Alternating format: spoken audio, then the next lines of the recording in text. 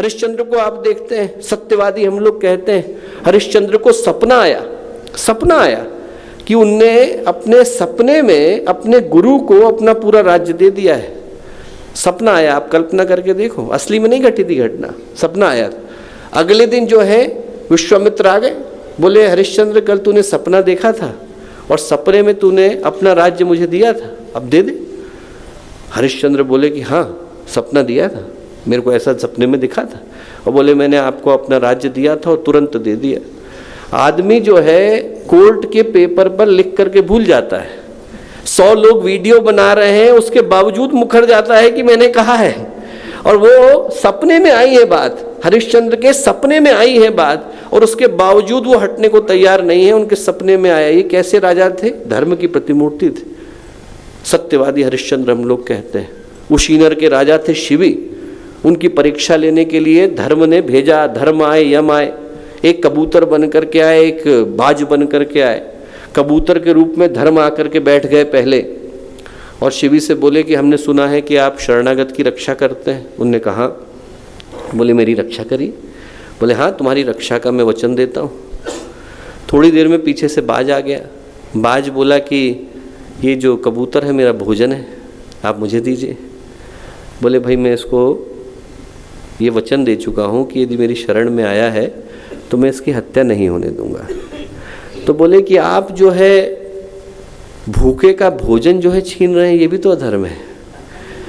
अब जो है शिवी बड़े धर्म संकट में पड़े कि एक तरफ तो शरणागत की रक्षा धर्म है, एक तरफ भूखा व्यक्ति है उसको भी भोजन देना धर्म है। बोले इनमें से क्या करूं? तो ने बाज से कहा कि यदि इस कबूतर के नाप का मांस तुम्हें दे दिया जाए तो तुम खाने को तैयार हो? बोले हाँ। उन्हें तुरंत जो है एक तराजू मंगाया, तराजू में एक तरफ कबूतर को बिठाया, राजा शिवी ने एक चाकू लिया और अपने बाएं हाथ का मांस लिया और उठा करके डाला, काटा, बराबर नहीं हुआ। दाएं हाथ का लिया, काटा, बराबर नहीं हुआ। जांग का लिया, काट करके रखा, बराबर नहीं हुआ। इस जांग का लिया, काट करके रखा, बराबर नहीं हुआ। चाकू उठाया, अपना हृदय निकाल करके देता हूँ। काटने को तैयार हुए तो भगवान प्रकट हुए, बोले परीक्षा लेने के लिए आए थे। दोस्तों वो राजा थे जो धर्म की प्रतिमूर्ति थे। बलि को आप देखो, धर्म की प्रतिमूर्ति थे। जब पता चल गया कि सामने भगवान विष्णु खड़े हैं, गुरु कह रहे हैं कि यदि तू इनको दे देगा तो तुझे जिंदगी में कभी नहीं मिलेगा। गुरु शुक्राचार्य ने बल्कि श्राप दे दिया, बलि से कहा कि यदि तू मेरी बात को मानते हुए भी हटेगा तो तू जाकर के पूरे पाप का भागी बनेगा। उसके बावजूद उनने कहा, बलि ने, कि मैं वचन से पीछे नहीं हट नहीं सकता, मैंने एक बार कह दिया है। बलि ने कहा तो उनको, भगवान विष्णु को मैंने कह दिया है कि मैं आपको दूंगा तो दूंगा। और उसके बाद इतना ज़्यादा महत्व का हो गया कि जब हम लोग रक्षा सूत्र बांधते हैं तो कहते हैं ये न बद्धो बलि राजा दानवेंद्रो महाबला, कि उस बलि के वचन के बराबर जितनी ताकत है उतनी ताकत हम इस रक्षा सूत्र के अंदर देते हैं कि इसके माध्यम से जब भगवान बंध गए तो उसी तरह से इस रक्षा सूत्र के माध्यम से हम भी बंधने को तैयार हैं। ये राजा थे, धर्मराज युधिष्ठिर की तरह के राजा थे।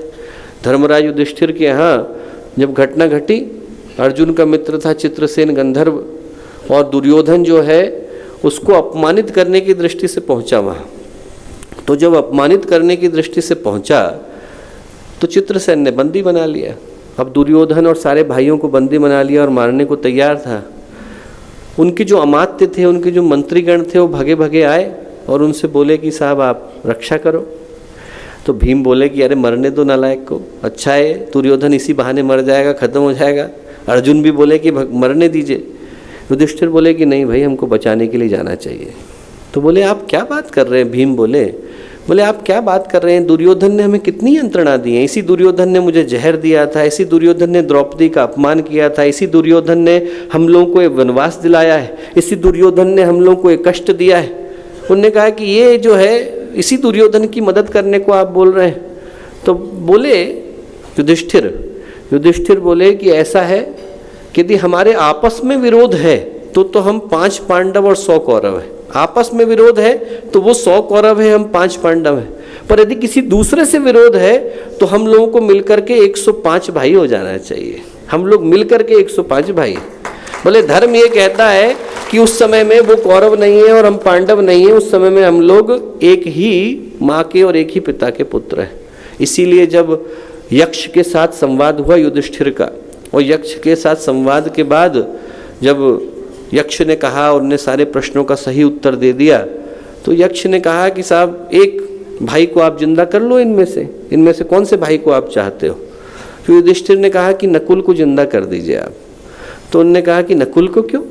आपको अभी महाभारत की लड़ाई लड़नी है, अर्जुन इतने बढ़िया धनुर्धर हैं, भीम इतने बढ़िया जो है योद्धा हैं, बोले इन दोनों को छोड़ करके आप नकुल को मांग रहे हो? नकुल तो रथ ही चला सकते हैं बस। उनने कहा ऐसा है कि मेरे पिता की 2 पत्नियां थी, कुंती और माद्री, तो कुंती के पुत्र के रूप में मैं यहाँ खड़ा हूँ, माद्री के पुत्र के रूप में भी एक जिंदा रहना चाहिए। बोले इससे फर्क नहीं पड़ता कि वो कौन है, मैं हारूंगा जीतूंगा फर्क नहीं है, धर्म जिंदा रहना चाहिए। बोले मुझसे बढ़ करके धर्म हो जाता है। बोले मैं हार जाऊं कोई दिक्कत नहीं है, पर धर्म नहीं हारना चाहिए, धर्म नहीं हारना चाहिए।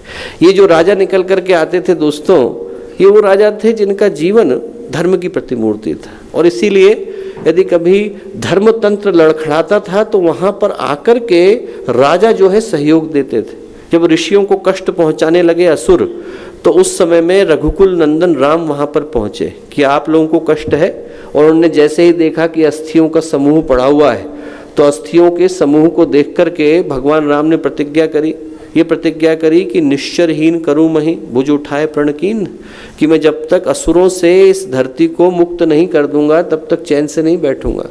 बोले रघुकुल रीत सदा चली आई, प्राण जाए पर वचन न जाए, कि रघुकुल की नीति है कि प्राण चला जाएगा पर वचन नहीं जाएगा। कौन रघु?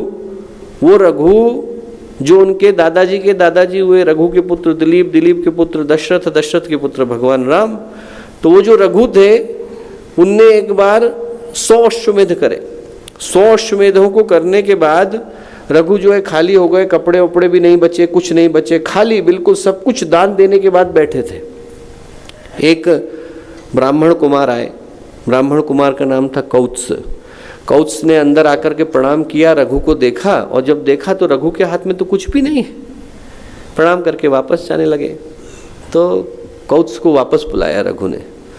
रघु ने कहा कि आप कुछ मांगने की इच्छा लेकर के आए थे पर खाली हाथ जा रहे हैं। बोले नहीं, मैं मांगने की इच्छा लेकर के आया था, पर देखा कि आप ही खाली बैठे। आप पानी भी अपनी अंगुली में डाल करके पी रहे हैं, कपड़े आपके पास है नहीं, सब कुछ आप दान दे चुके हैं, तो आपसे मांगने का साहस नहीं होता।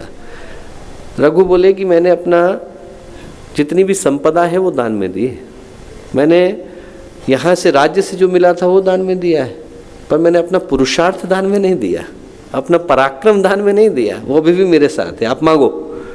तो उन्होंने कहा कि ऐसा है कि मैंने अपने गुरु से, जब पढ़ाई पूरी हो गई तो मैंने अपने गुरु से कहा कि आप दक्षिणा में कुछ लीजिए मुझसे।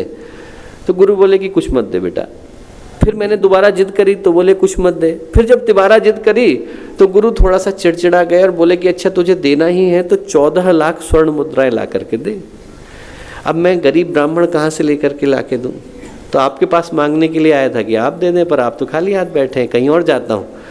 रघु बोले कोई बात नहीं। सेनापति को बुलाया, बोले कि सेना तैयार करो, हम लोग कुबेर के ऊपर आक्रमण करेंगे और वहाँ से 14 लाख स्वर्ण मुद्राएं लाकर कौत्स को देंगे, क्योंकि रघु ने वचन दे दिया है, रघु का वचन मिथ्या नहीं जा सकता। रात को ये कह करके सो गए। सुबह उठे तो महामंत्री ने आकर के बोला कि महाराज रात भर सोने की मुद्राओं की बारिश होती रही, करोड़ों मुद्राएं इकट्ठी हो गई, 14 लाख इनको दे देते हैं, बाद से राज का कोष भर लेते हैं। बोले नहीं, सारी की सारी मुद्राएं आप कौत्स को दीजिए। बोले मैं तो दान दे चुका हूँ, मैं अधिकारी नहीं हूँ किसी चीज़ का, ये सारी की सारी मुद्राएं आप इनको दे दीजिए, क्योंकि इस राज्य को धर्म के आधार पर चलाने की आवश्यकता है। दोस्तों, पहले जो परंपरा थी वो ये थी कि राजतंत्र अपनी जिम्मेवारी का निर्वहन करता था, क्योंकि धर्मतंत्र उसको आध्यात्मिक मार्गदर्शन देने के लिए खड़ा होता था। और आज दुर्भाग्य यह है कि दोनों ही क्षेत्रों में न तो दिशा दिखाई पड़ती है, न नेतृत्व दिखाई पड़ता है और न व्यक्तित्व दिखाई पड़ते हैं। हमारे YouTube चैनल को सब्सक्राइब करें और बेल आइकन को दबाएं ताकि आपको नोटिफिकेशंस मिलते रहें।